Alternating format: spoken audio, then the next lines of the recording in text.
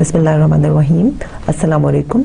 I welcome you all to the 12th lecture of the course Management, Organizational Policies and Practices. Before we go to the lecture 12, I would like to give you a recap of lecture 11.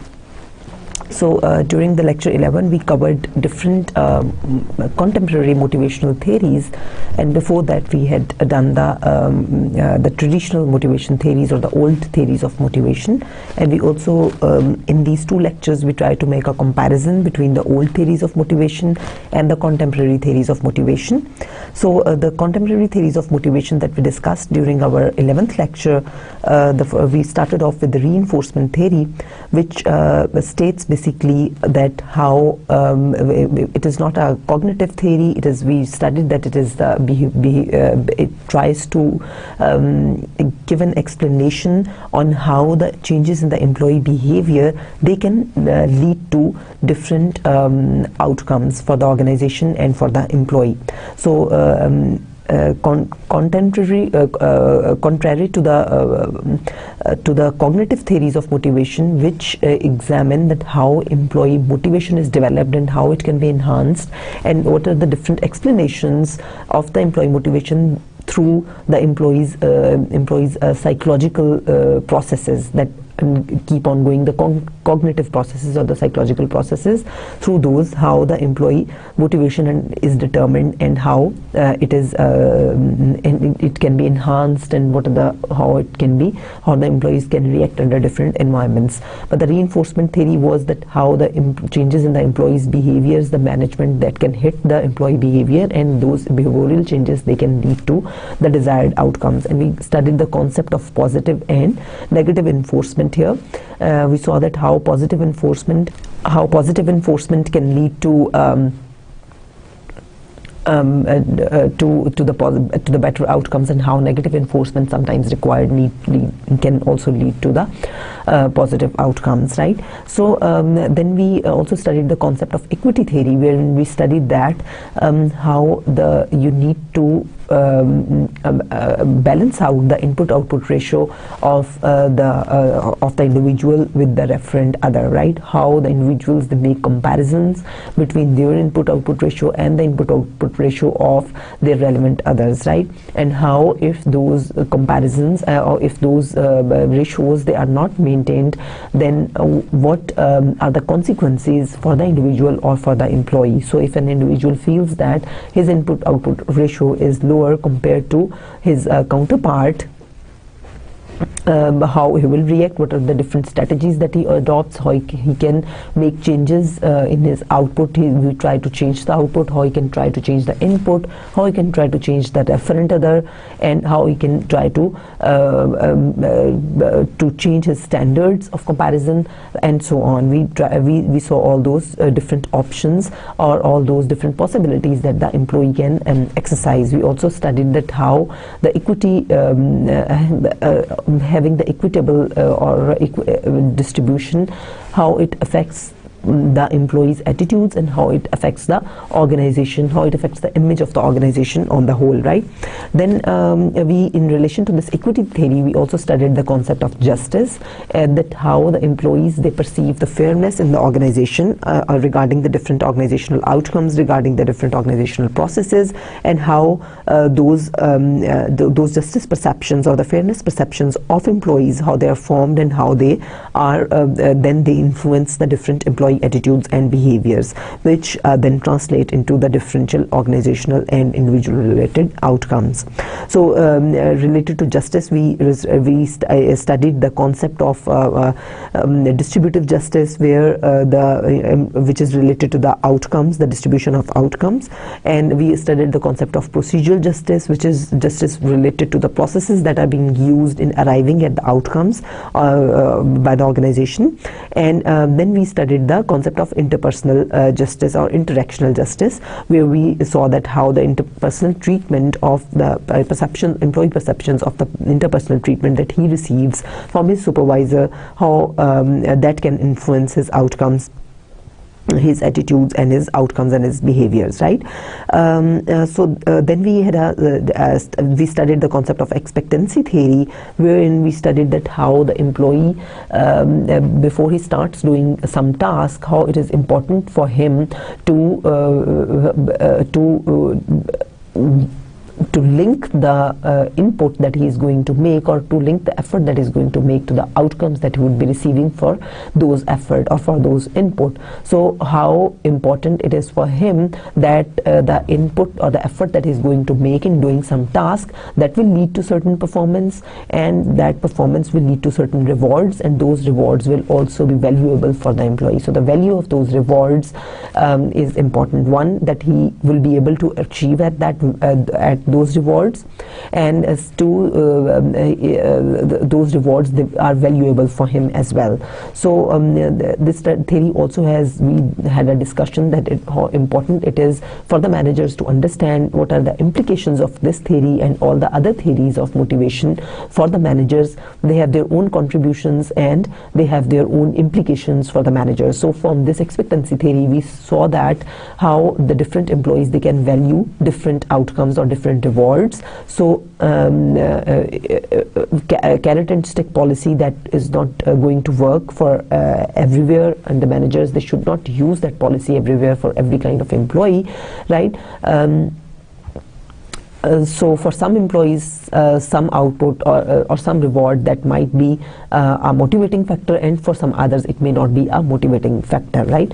Then we also had a discussion on the job characteristics model, which basically the model states that how we can design the jobs to motivate the employees. So how the work processes, work schedules, work routines, and the characteristics of the job or the characteristics of the work of the employee, how it itself can be motivating for the employees. And under this we saw that how the jobs, they can be enriched. We studied the concept of autonomy at workplace, task significance, skill variety, the importance of feedback, how all these different aspects, how they lead to the motivational states. They create such psychological states, and they create such meaning of fulfillment for the employee, that they ultimately result into the better employee attitudes, more job satisfaction, better commitment from the employees, and better performance on the whole from the employees. So this basically model, it states that that this is how the jobs, they should be designed, in which there should be, employees should perceive that those jobs are significant for the organization, they have some added value for the organization, they're important. If the employee perceives that he's performing an important task and he's performing it till end, there is some identity also attached to that task. So he's for example producing a full share or complete share, then he will identify with the task that he is doing, and if that is critical for the organization as well, then it will be a significant task as well, right? And how it will be motivating for the employee, and the continuous feedback that the employee gains, how all these factors, they lead to better motivation of the employees at the workplace. So we saw the concept of how the different jobs, they can be redesigned, and we also studied the concept of this different alternative work arrangements that are available, that can be available to the employees in the organization, right? We studied that how the job sharing can be done, and we also studied how telecommuting can be done, and what are the flex times, how the different organizations can offer, what are the different advantages and disadvantages of all these different possibilities that the employer can offer to the organization. So there are both advantages and there are downsides for the organization for offering for redesigning the jobs into this kind of aspects. We had a detailed discussion on how it works, right? Then of course we had our conclusions, wherein we discussed the implications of all these different aspects for the managers and for the organizations. So for today's lecture, we would be again talking about the different concepts, the application of the different concepts of motivation that we have got earlier. So this is, you can say that the continuation of the previous lecture, lecture 11. So herein we'll again be discussing all the different concepts and the different applications of the motivation concepts. So let's see what is the outline of today's lecture. Herein we'll be seeing the employee involvement programs, right? So then, because as I told you that it's again related to motivation, earlier we did the theories of motivation, then we moved on to the different possibilities that how the organization can change how the work characteristics or job characteristics, they can be more motivating, how job redesign can be more motivating, what are the different processes involved therein. And for this lecture we'll be seeing that what is the role of employee involvement programs in the employee motivation. And under these employee involvement programs we'll be seeing the participative management, we'll be seeing the representative participation, and we'll be seeing this quality circles. Then we'll be seeing the linking employee involvement programs to motivation theories, that how these different employee involvement or participation programs, they are related to the different motivation theories that we have studied earlier. Then we'll be seeing the concept of using the rewards to motivate employees, right? So what are the different kinds of rewards which can be used to motivate employees? Are they extrinsic rewards or are they intrinsic rewards? And then how the extrinsic rewards are linked to the employee motivation, and how intrinsic rewards are linked to employee motivation, and what are the differences between the two. Then we'll be saying that how an organization normally determines what it has to pay its employees, right? How it establishes its pay structure. Then we'll be seeing that how the organization decides that how it has to pay, right? Or whether it has to stick to the fixed term pay plans or variable pay programs, and what are the different options, how it has to reward the employees if it, for example, follows the variable pay programs, because there are a number of variable pay programs which we'll be discussing, such as the piece rate pay program, the merit based pay program.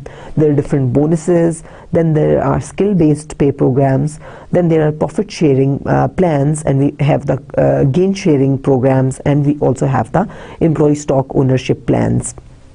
Then we'll be seeing that what are the global implications of all these different concepts of motivation and all the different applications of motivation for the management, right? So and for the society on the whole, right? So what are the different implications, whether they are applicable globally or they are not? We'll be having a discussion on this global implications in the end. So what is employee involvement, or what are employee involvement programs? Employee involvement programs, it's basically a participative process that uses the entire capacity of employees and is designed to encourage increased commitment to the organization's success, right? So as the definition itself indicates, that basically these programs, they are the participative programs in which you try to involve as many employees, as much capacity of the employees as you can, right, so as to enhance the commitment of the employees towards the organizational success, right? So let's see that the first type of this employee involvement program that I told you earlier is the participative management. Participative management is basically a process in which subordinates, they share a significant degree of decision-making power with their immediate supervisors, right?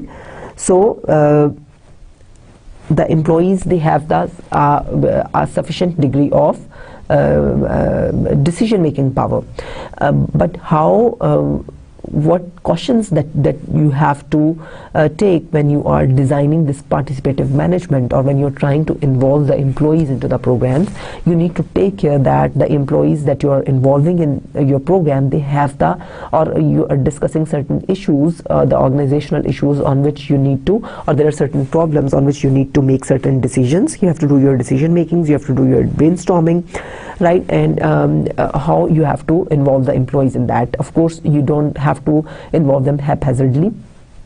It has to be a very managed and thought of process, right? This participation of the employees. One, you need to take care of this, that the issues they are concerning the employees, right? So there are certain issues in the department which are concerning the whole of the department. There can be certain issues which are concerning some of the employees and not all of the employees, right? So you need to say that which issues are concerning which employees and whom you need to involve in the in this decision making process, right? One is this. Secondly, you also need to make sure that the employees who are participating in this decision making process, they have the necessary knowledge and they have the necessary skills and the abilities to give a good input on the problem, and so they should be capable of providing the input, and they should be capable of participating. They should have the necessary knowledge and skills to participate in the decision making process, right? And thirdly, of course, there need to be a good level of trust and a good level of understanding between the different parties that are involved in this decision making process, or who are participating in the in this decision making process, right? There should be a good level of trust and understanding between those. They should be committed towards the goal of making good decisions which are in the betterment of the organization and which are better for the organizational effectiveness. We have the example of MBA program. Of course, it's an example of the participative management, wherein the middle level managers, they are basically trying to gain the input from all the employees in the at the branch level or at the business unit level. They hold meetings with those employees and they jointly set targets, and then they there is a system of regular quarterly based feedback normally, right? And the targets and the goals, they are very clearly set and they are jointly set, and the employees own those goals and targets. They develop the strategies themselves on how they have to achieve those goals, what will be the resource allocations, etc. And then there is a continuous feedback process, which is a quarterly based or like that. So that is an example of the participative management. Then we see that there is a representative participation as an example of this employee involvement program. Certain organizations, they engage into this representative management. So what happens here is that the workers, they participate in organizational decision making through a small group of representative employees, right? Then we have the work councils, which are an example of this representative management, wherein what happens is that the groups of nominated or elected employees who must be consulted when management makes decision involving personnel, right? So work councils, they are very common in many organizations. They have the work councils where the different employees, they select their representative who is representing them, right? And that work council representative or the worker representative, he basically has to be involved in the every decision making that is being done which is concerning the employee. So he basically speaks on the behalf of the employees and all that in this decision making process. Then we have the board representative as well, which is a form of representative participation, wherein employees sit on a company's board of directors and represent the interest of the firm's employees, right? So there are a few employees who represent the rest of the employees on the behalf of the rest of the employees. They are sitting on the board of directors and they are safeguarding the interests of the employees and communicating their say to the management. So the question is that does this representative participation, wherein we saw the two ways of representative participation, such as the work council and the board representatives, do they really represent the employee, or do they really ensure participation of the employees in the managerial decision making or in the organizational decisions, right? Is it really participative or not? So the literature, it shows that representative employees involvement and motivation, that may increase as a result of this kind of employee involvement programs, but overall the rest of the employees, it practically does not contribute to any participation from the other lower level employees, right? So the representatives, they are normally representing their interests, right, but not those of the lower level employees. So that is a major concern which is advanced in relation to this kind of employee involvement program. Then another form is the quality circles of the employee involvement program, right? So here in quality circles, what happens is that it is basically a work group of employees who meet regularly to discuss their quality problems, investigate causes, recommend solutions, and take corrective actions. So there is a group of people, around 5, 7, 8 people, who are basically related to the similar tasks or similar activities. They join together, they sit together along with their supervisor. They sit together and they have a meeting, they have a discussion on the different problems which are coming, right, and the different corrective actions that can be taken, and the different possible solutions for those problems. So normally this kind of meetings, they take place once in a week, right? So there are different limiting factors of this kind of employee involvement programs as well. So the major criticism on this quality circles is that it is basically when you have to meet only for 1 or 2 hours in a full week, which is spread over 40 hours of work, then out of those 40 hours, if you spend even 1 hour entering into this kind of discussions, that is not really a participative decision making, right? That is not really employee involvement in real terms, right? So it has been criticized that it is only a bandwagon by management in order to show that, okay, it is really taking the say of the employees, and it is really providing them an opportunity to be involved in the management's decisions, right? But in practically it has nil utility, right? And it has also been reported that it has no effects on employees' productivity and on employees' job satisfaction. There are a few studies that report that, okay, there is a positive relationship between these quality circles and employees' productivity,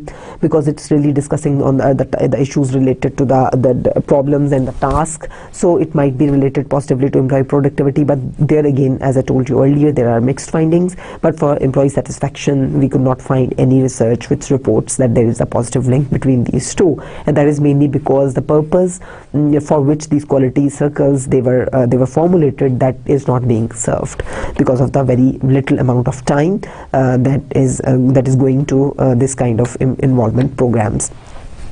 So when we try to link these employee involvement programs with the different motivation theories, we see that we had a discussion on this theory X and theory Y, wherein, if you could recall, we saw that how under the theory X assumptions, the managers, they believe that all the employees, they are inherently, they don't want to do any work, they're lazy, and they are not really motivated to do their work, right?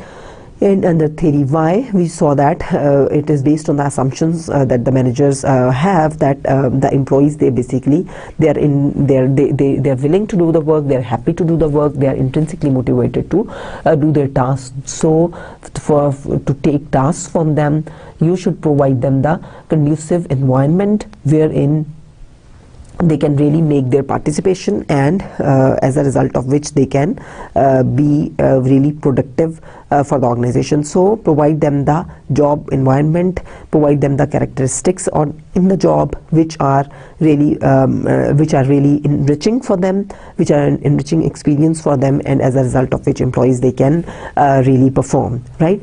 So this theory basically believes that the jobs should be enriched, wherein the employees, they should have the autonomy, they should have the power to make the decisions, they should have the power to they should be involved basically in the management's decision making, right? So this theory basically, it had this recommendations for the management that the employees, since they are inherently prone to the work at their job, they are motivated to do the work at their job, therefore they should be provided with a conducive environment to perform, and thus there should be some involvement of the employees. And then we studied the concept of the ERG theory, which is about the different needs of the employees, as we saw earlier. That is the existence needs, the relatedness needs, and the growth needs of employees. We also saw how these different categories of needs, they are related to the different employees' motivational, to the different employees' needs in the need hierarchy theory. And we saw that these 3 different categories of needs here, they basically don't need to be they don't need to be simultaneously they don't need to be fulfilled one by one, so they are not in a strict hierarchy. So the employees, they must be they can follow all these three different kinds of needs simultaneously, right? As a result, we see that this theory basically says that the employees, they have the growth needs as well, which is the need for self-actualization, right? And for those kinds of needs to satisfy, especially for your growth needs to satisfy, you need to have a challenging and you need to have an enriched work environment wherein there should be employee involvement, where there should be employee autonomy, where they should have some independent decision-making skills, the decision-making power. There should be participation from the employees, and where the jobs, they need to be enriched, we can say, on the whole, right? So this theory also is supportive of these different kinds of employee involvement programs. And then we also studied this two-factor theory, wherein we studied the concept of the extrinsic and in the intrinsic motivation. And we also saw in this theory, which was very interesting aspect, as we discussed earlier, that for the long-term performance of the employees, or for their long-term satisfaction, and to draw long-term results from the employees, and for the long-term strategic advantages for the organization, the employees, they need to be intrinsically motivated and not extrinsically motivated. That was the concept that was given by this theory, that the extrinsic motivators, they are the hygiene factors, and the intrinsic motivators are the real factors which can really bring change in the long term in the employee attitudes and employee behaviors, right? So in order to intrinsically motivate the employees, this theory basically, again, the Herzberg, he gave the concept of enriching the jobs, that how we should not enlarge the jobs, but we should enrich the jobs, right? So all these theories, they are basically talking about the enrichment of the jobs, and one important aspect is the employee involvement programs, or the initiating of the participative management, or involving the employees in organizational decision making. So the employee involvement programs, it is important to have them if we consider a number of theories on employee motivation, and herein I give you a few examples. Okay, so how the organization, it needs to reward its employees, right? And how these different rewards, they are linked to the motivation of the employees. Under what conditions certain rewards are possible, under what conditions they are not possible. We are going to have a discussion on this here, right? So the different when we are talking about rewarding employees, there are four different aspects that we are talking about. One, what you have to pay. Two, how you have to pay. Three, what benefits to offer. And four, how to recognize employees. So for the first one, when you're talking about the first aspect of the rewarding employees, is what you have to pay, right? That is how you have to set your pay structures, right? It can be very complex in different organizations, and of course it can be context specific, and it can be specific to the structure of the organization itself as well, right? So of course there are two aspects when we are talking about what you have to pay, how you have to structure your pays in the organization. There are two important factors that the organizations or the managers, they must consider. One is the internal equity, and the other one is the external equity. So internal equity, it basically talks about the worth of the job to the organization, usually established through job evaluation, right? So internal equity, I just defined it to you, it is basically related to what the employee can do for you, right? And what is the worth of the employee for you, right?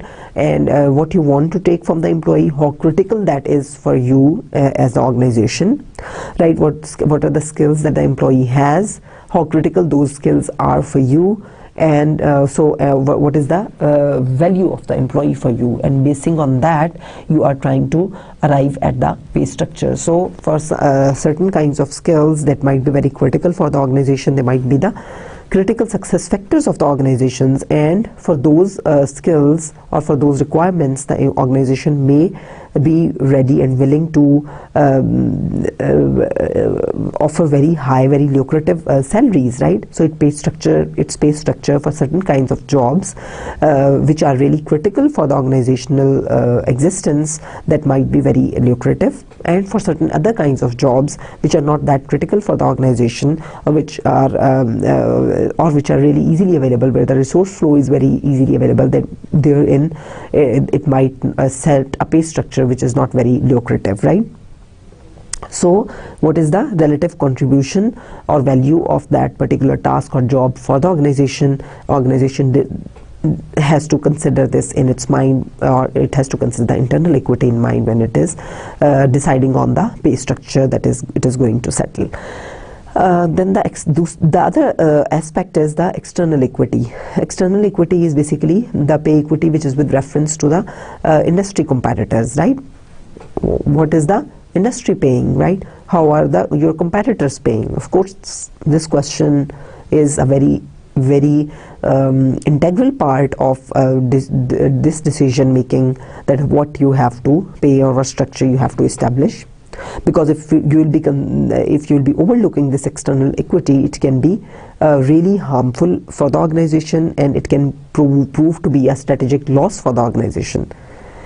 Because if you are not offering the salaries which are compatible to your competitors, then the employees, they will be continuously be on a lookout for another job elsewhere where they are paid better, right? And the turnover is expected to rise, and there are negative consequences of the turnover for the organization.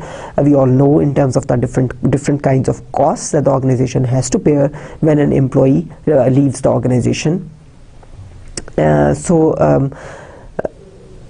The competitor can himself approach the employee, right, and offer him the lucrative benefits, and the employee can be poached away by the competitor, right? Or even if the employee stays within the organization, his morale might become very low, and he might be not be a good performer. He might not give that much productivity in order to keep his input-output ratio intact with that of the input-output ratio of his counterparts who is in somewhere else in the industry, with some other firm in the industry. So you have to keep this external equity also in mind when you are arriving at this pay structure, right? But there is of course a challenge, or there is a trade-off when we are talking about this balance in the external equity. Because for some jobs, as I told you, that it also has to be context specific. So for some jobs or some industries or some kind of firms who are following a particular kind of strategy, for example, there are very technology oriented firms, right? Maybe that is a low cost firm, right? But there is a technology oriented, high capital intensive firm, right? Which is where the dependence is highly on the advanced and very specialized kind of machineries instead of the labor or instead of the manual labor.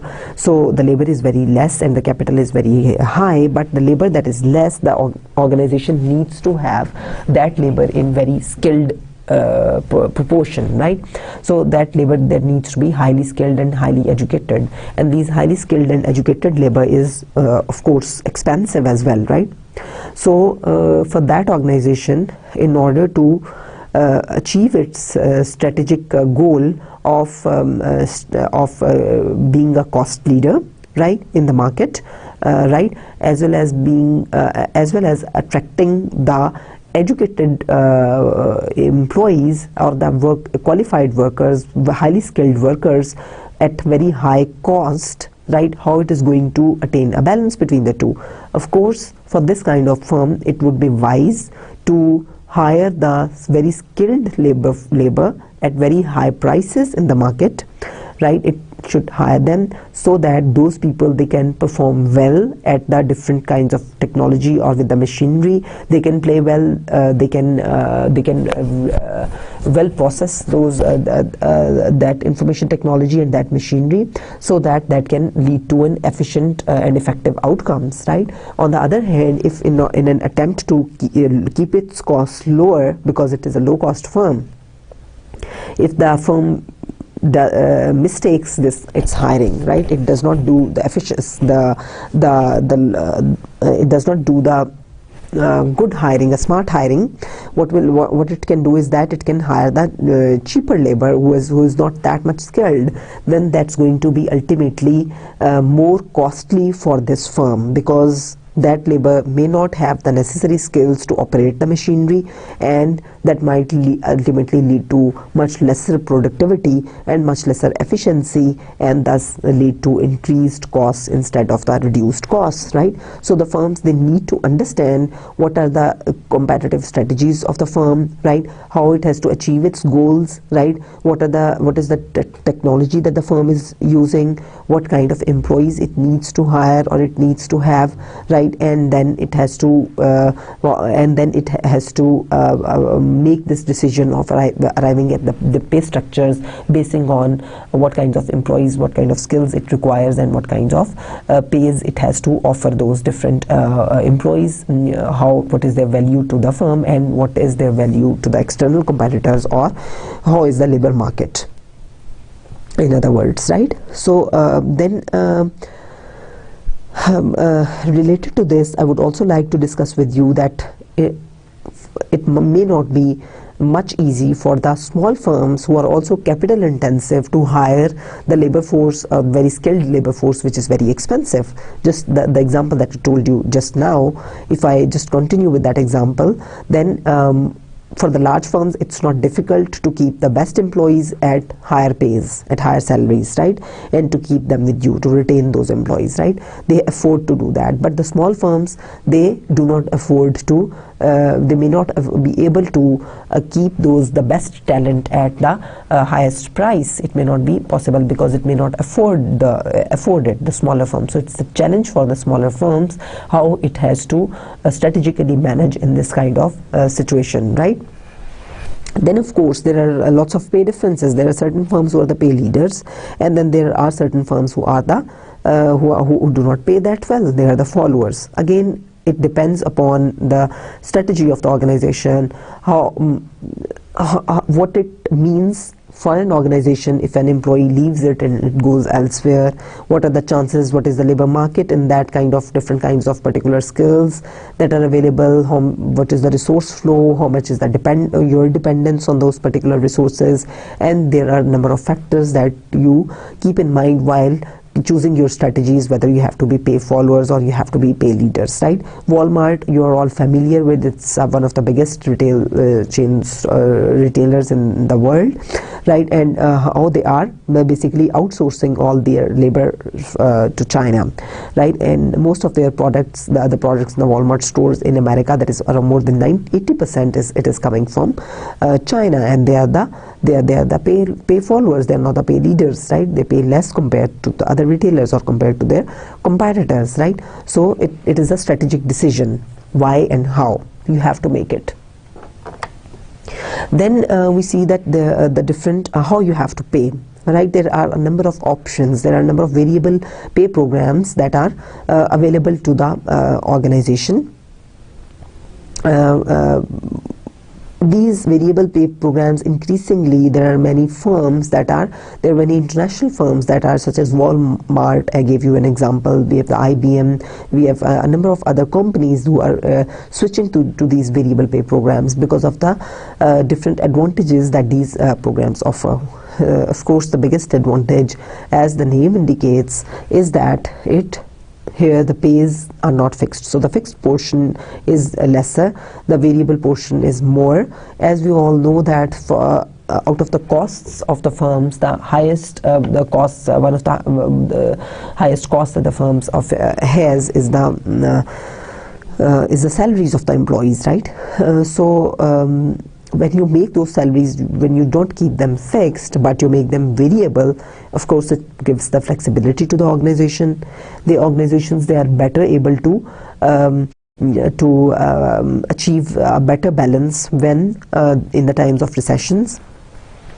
So when you're linking your pays to the performance of the employees, or when you're linking the pay to the productivity or the outcomes of the sales, etc., then as a result, in times of recession, when there are not much sales, there is not much productivity, there is lower performance, as a result you have linked your pays to those different outcomes, those different measures, then your pays they would also fluctuate. So in times of recessions, the organization has to pay lesser, and so it's easier for the organization to manage its flexibility as well, right? Then compared to if on the other hand, if the organization has a fixed pay plan, then even if in times of recession, its pay pool or the cost it has to incur in paying the employees, that remains the same, that is fixed. But in case of variable pay, as I told you earlier, that is not the case, right? So variable pay programs, they have this flexibility, and they have this advantage for the organizations. And these pay programs, variable pays, they're also good for the employees. For the good performers, they really like this kind of pay programs, because they can see the jumps in their salary which is contingent on their performance. For the employees who are not good performance, their pay remains, or that becomes more or less stagnant over time. But for the employees who are good performance, they experience continuous increase in their pays, right? So it is a motivating factor for those employees as well, who are good performers for the organization, right? Then what are the different, or what are a number of variable pay programs? One, we have this piece rate pay plans. Then we have the profit sharing plans. We have the gain sharing plans, right?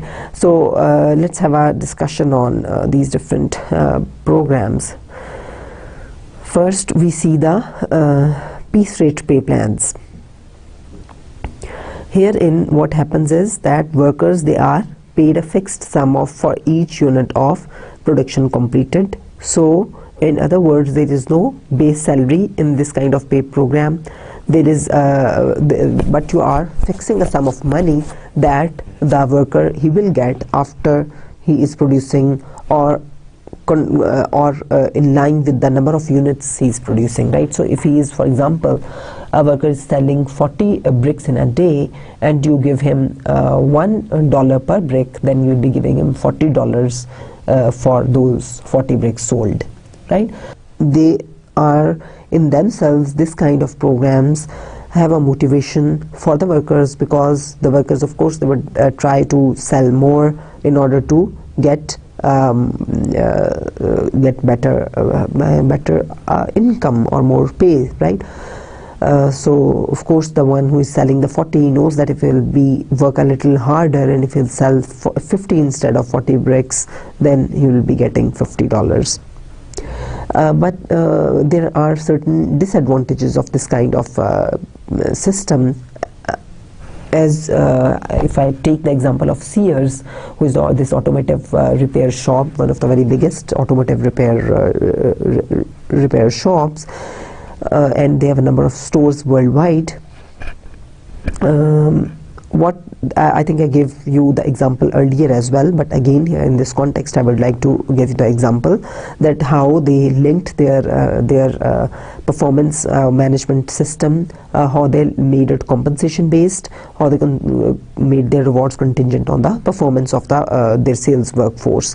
So the sales workforce, they started to, in order to enhance their commissions, they started to do the unnecessary repairs, right, for the clients, right, and they tried to sell the parts which were not required by the which were not required in the cars, or which were not required by the clients. They tried to sell those products, making those recommendations and selling those products, right, fitting them in the cars, etc., right?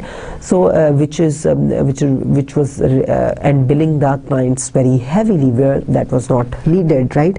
But they tried to increase their sales so as their own commissions, that those can be increased. But it earned very bad reputation for the Sears, right, and it earned a number of complaints from all around the world from the Sears clients and or the Sears customers, and as a result the management abandoned this system in Sears. So everywhere in management, it needs to consider that in every kind of job is not made for this kind of plans, the piece rate pay plans. So they have to be very careful how they have to tie their compensation system and where they have to offer what kind of incentives and benefits, right? Then of course it's not again feasible for different jobs as well. Like a footballer, he may not be ready to get a piece rate pay package from his league to which is tied to every win. So a footballer, for example, there's their salaries, they are fixed. For example, they will be taking $500 right, irrespective of they play that month or they don't. So their salaries are fixed, right, irrespective of whether they play or they don't play, or they win or they don't win, right? But if you try to link up the salary of a footballer with the number of wins that he has made, right, that for every win you will be getting $200, right, the footballer is not going to accept it, right? So and it will be very discouraging and demotivating for the footballer. So all kinds of jobs, they're not made for all kinds of pay plans, right? You have to be careful how and where you have to devise your pay program. Then the merit-based pay. So what happens in the merit-based pay is that unlike the piece rate pay plan, which are linked to the objective outcomes, here these are linked to the individual performance, that is the performance ratings of the employees, right? So these kinds of programs, they're increasingly common nowadays. You can see that the companies are increasingly tying their performance, their rewards to the performance of the employees, right? Of course, they can be very motivating for the employees if the employees perceive that these programs, they are the perception of the performance appraisal process, the fairness of the performance appraisal process, that should be there. It should be perceived by the employees that it is a fair process is being used. Second, the measures that are being used to appraise the performance of the employees, they're very important, right? How the performance system it has been designed, right? So against what criteria the performance is being measured, or do those criteria really actually measure the performance, right? So the validity and reliability of the performance appraisal system is very important, as well as the perceived fairness and the transparency of that system is very important. So sometimes this system, it becomes prone to the political manipulation of the managers, and the employees, they do not get what they actually have performed, right? Especially in the cases where the performances of the employees, they are not very objective, they are a little subjective, right? There the managers, the employees, they can be prone to this kind of they can become prey of managerial political manipulations, right? And the managers, they are trying to promote their favorites, and they're trying to send better performance evaluations of their favorites, and getting more favorable rewards for them compared to the employees they don't like. So that can also happen in organizations, and that can be really demotivating for the employees, where the process, they do not perceive the process to be fair, and it can have very negative outcomes for the individual, which will be then translated to the negative outcomes for the organization.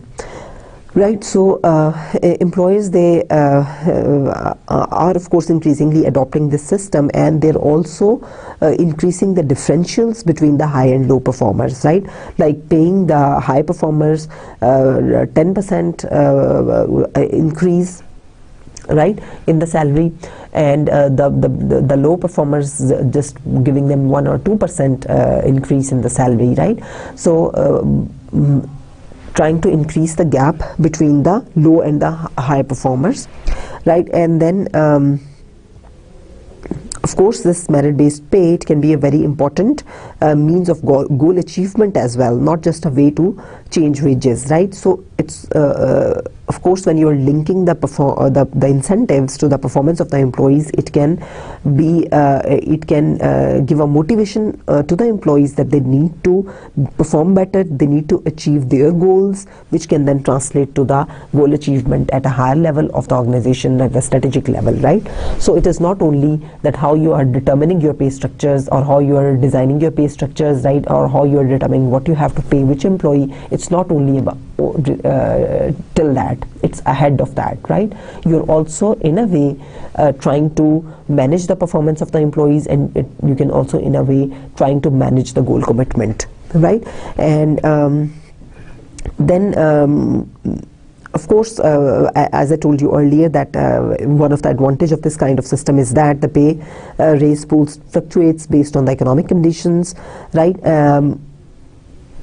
But so if the economic conditions, they are good, we saw that the one flexibility that it offers to the organization is that in terms of the economic downturn, the variable costs also reduce. But when the organization is following this kind of variable pay plan, what happens is that the employees who are performing very good, but in case of economic downturn, their pay pool, the organization's pay pool has really shrinked, then it is going to be demotivating for the good performers, because they are not going to get in commensurate with their input or with their performance, right? So in good times, that employee with the same level of performance may be getting very good, but in bad times with the same level of input and effort and performance, he may be getting very less, right? So you can say that is one of the downsides, the downside of this kind of pay plan for the employee. But of course, it's a flexibility for the organization, right? Then we have this. Next is the bonuses there, which are another form of how you reward your employees. So of course, their bonuses, they are important component in many jobs for the overall pay. So they are basically they form a part of your job contract. In many organizations, they have made it part of the job contract. Then there are the net of these bonuses that is increasing from not only from the higher ranked jobs but also to the lower ranked jobs. And the advantage of this bonuses is that they reward employees for recent performance but not for the past year performance, as in case of merit based pay. So where for your last year's performance, you are being evaluated after 1 year and then you are being paid, right? So but downside of these bonuses is that employees, they may start viewing them only as pay, and it may not be motivating for them, right? So when sometimes the organizations that not make these bonuses as part of the employment contract, and as a result, employees, they start seeing it as a part of their pays, right? So it's not very motivating for the employees then. Then we have the skill-based plans. Here, certain organizations, what they're doing is that they are linking the pays of the employees with the skills of the employees. So the more multi-skilled the employees are, the better pays they will be having, right? So the different organizations, they have basically, they set a number of skills that the employees, they need to learn, and then their pays, they would be linked to those skills, right? So of course, it has certain advantages for the organization. Well, the first is that it provides the functional flexibility to the organization. So when the organization encourages the skills learning of multiple skills of its employees, then of course it can do this job rotations, right? And it can easily take different tasks from a number of different employees, right? And it becomes less dependent on one employee for a task, right? When a number of people can do it, and when a number of people, they have the understanding of all those different tasks, it is easier for those employees to communicate with each other, to understand each other, right? To a shared understanding, creation of a shared understanding becomes easier, and it's a better organization is better able to make this problem solving. It can improve because the different employees, they have the knowledge on the different issues, right? So there are a number of advantages of this kind of skill-based pay plans, but it lessens the protection of territory behaviors, basically, right? That just in the case of the organizations which are really designed around the functional units, where one person is performing standardization of tasks and one person is performing one specialized activity, and he doesn't know what the other department or other unit is doing, so that the communication is very poor, right? But in here, there is lessening of this protection of territory thing, right? And then meets the needs of employees for advancement without promotion. right? Because the employees, they are basically, you're not the organization is an incentive for it, na? Because the organization is not promoting the employee, but it is at the same time providing the opportunity of advancement to the employees, right? Their employability is increasing, right? Then it leads to performance improvements as well when the skills of the employees, they are improving. But there are certain downsides of the skill-based pay plans as well. So the first one is that they lack additional learning opportunities that will increase employee pay, right? They're continuing to pay employees for skills that have become obsolete, right? Of course, when you're linking your skills with your pays with the skills, if an employee learns a skill, you have to pay him, keep paying him even when that skill becomes obsolete. The technology has become obsolete and now there is new technology, and that the old technology, the old skill has become obsolete with the old technology, right? So but you have to keep paying the employee for that, right? Then paying for skills which are of no immediate use to the organization, that can also be the case. And sometimes a number of employees, they have attained all those skills that the organization requires, and organization doesn't need all those skills from all the employees at all times. So sometimes it can be really costly for the organization as well, right? Because when it's not drawing the added benefits of those skills from all the employees who learned it, then in that case it would only be a cost for the organization, right? And paying for a skill not for the level of the employee performance, for the particular skill, right? So these are a number of downsides of this skill-based plan. Then of course, these different theories, they are also linking these skill-based plans to the motivation theories, right? Such as we discussed the reinforcement theory, we discussed the ERG, the McClellan's theory of need for achievement, and then we had a discussion on the equity theory. So this is I would like you to do some brainstorming and try to identify how all these different theories, they guide the skill-based pay plans, right? Because we have made a very, very detailed discussion on all these different theories, and I gave you a similar example in one of my previous slides on all those different theories and the participative management or employee involvement programs. So here for a link between these, this is a brainstorming exercise for you.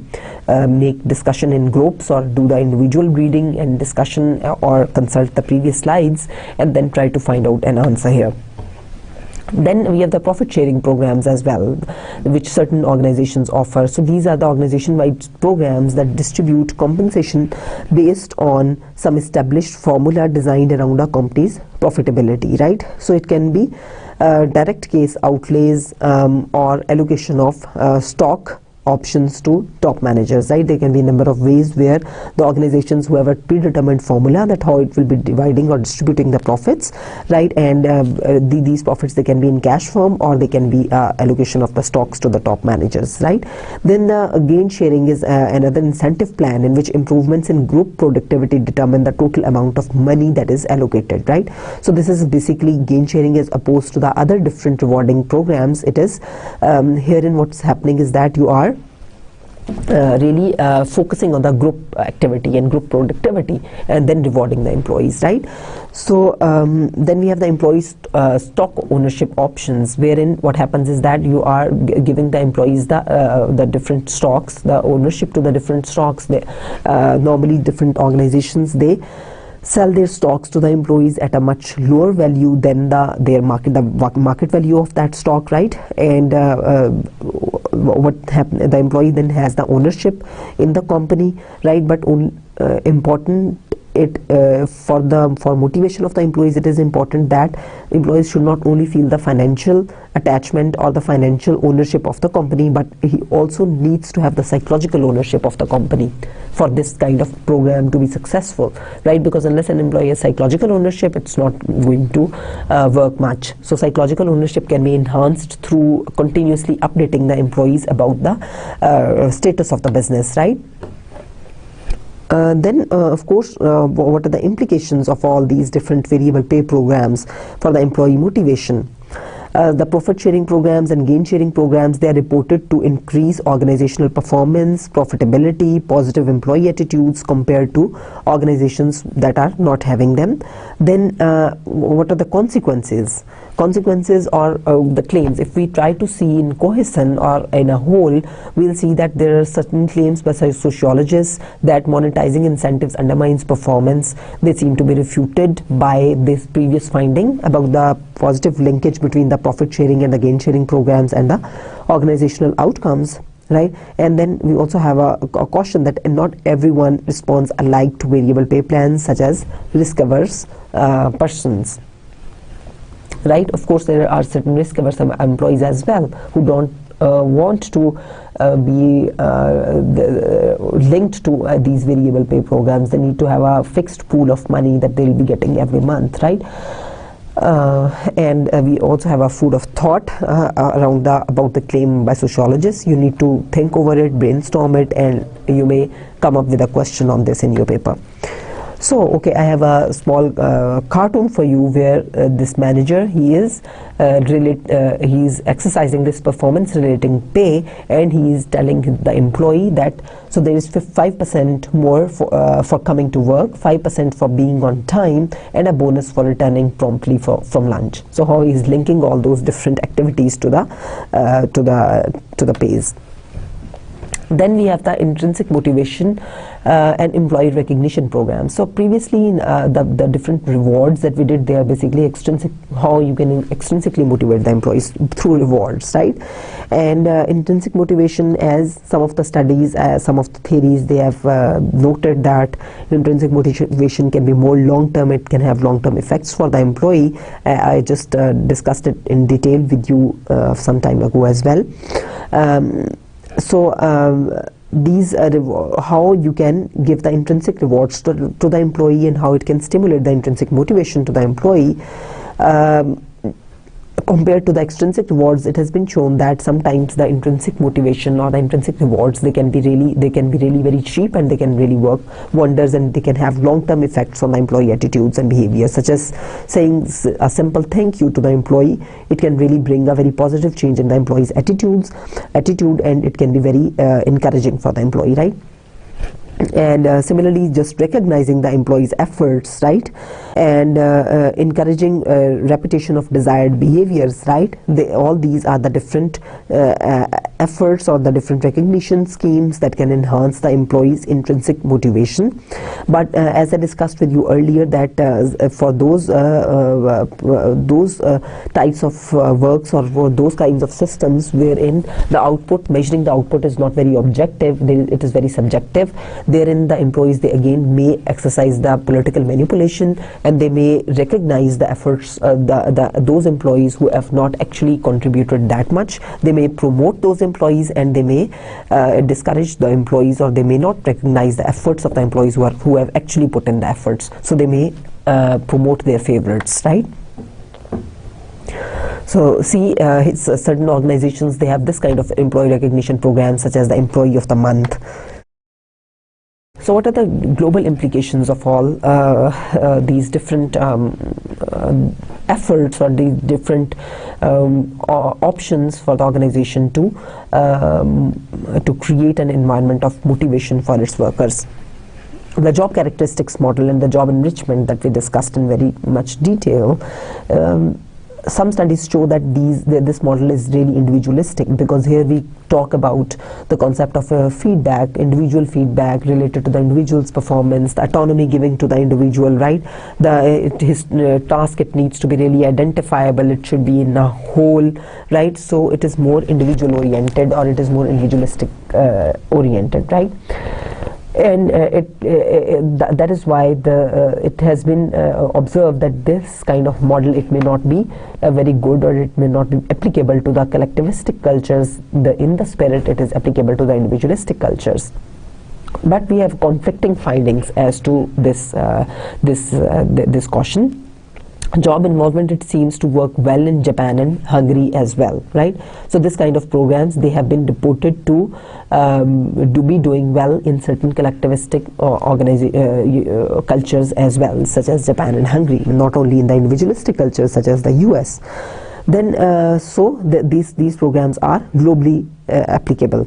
Then the telecommuting, again we don't have the data on the developing countries, but we have data on the US and on the Europe, and this data shows that the countries like US, they are really into it and it's successful there, but not as much used in the Europe.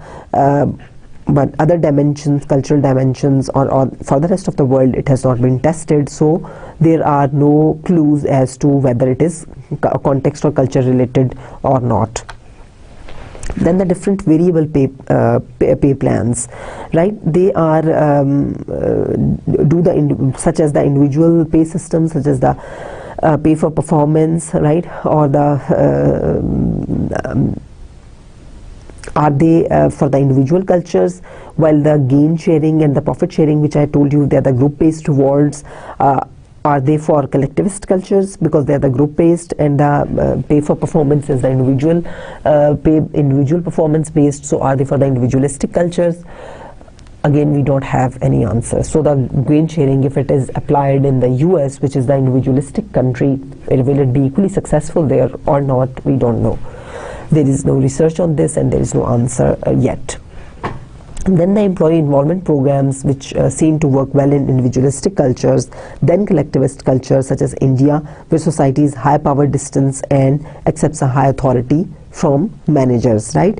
So this kind of involvement programs, what is their applicability to the individualistic and the collectivist cultures?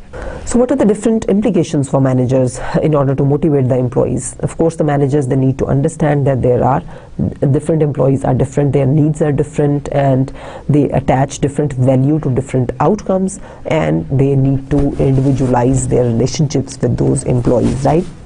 So they should, of course, invite them to the managerial decision making. They should let them participate at least in those decisions which are really concerning them, right?